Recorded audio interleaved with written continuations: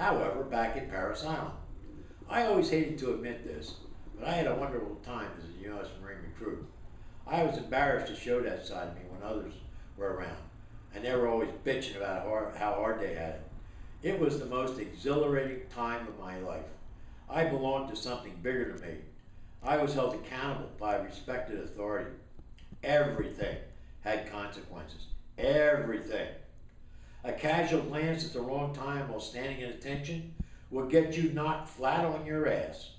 Not seeing a speck of dust in the bore, your rifle bore before inspection could get you a chance to open that rifle, an M1 bolt action, with your nose. You had to hold it and pull that bolt open with your nose. We called it an M1 scar. Any response to these disciplinary techniques considered too emotional or out of order by the DIs get you canned forever from your platoon. It was absolutely wonderful. I had rules to understand and obey. I finally knew I could really do hoorah! I graduated and was promoted to private first class. Only a few in each platoon received this honor, and I was strutting proudly in the front row at the final parade on the parade ground, going past the Iwo Jima Memorial statue in front of the commanding general with a band playing the Marine Corps hymn, thinking,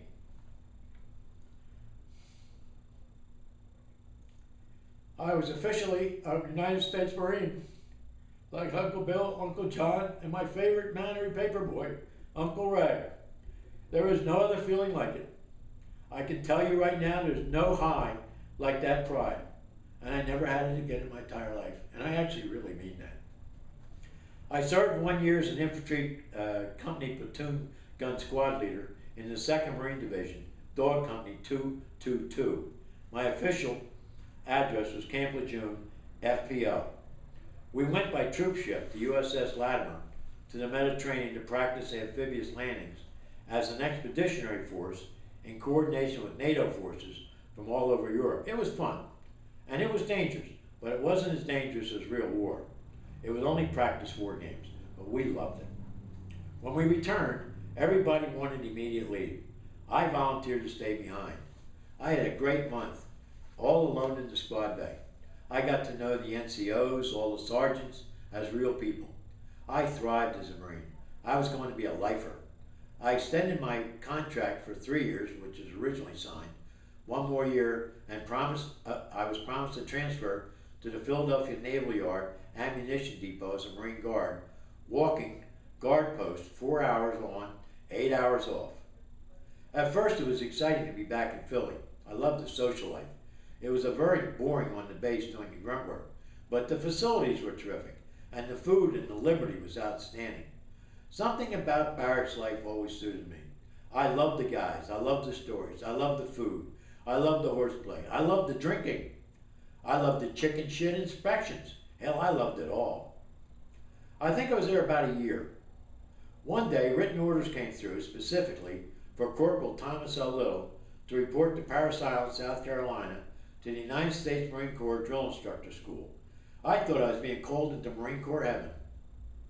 I pretended to the others that I was disappointed to be transferred away from Philly, where I was having a terrific party, and was now inconveniently called back to the hardcore United States Marine grunt work at PI. I was in heaven. There was a serious accident by a DI named McEwen that drowned a half dozen recruits in a swamp tidal stream behind a rifle bust at Paris Island Rifle Range, and it was time for a major Marine Corps shakeup. Over 150 non-commissioned officers, that's corporal and up, were called up and vetted for competency around the entire Marine Corps, and we were to begin a brand new drill instructor training class in 1955.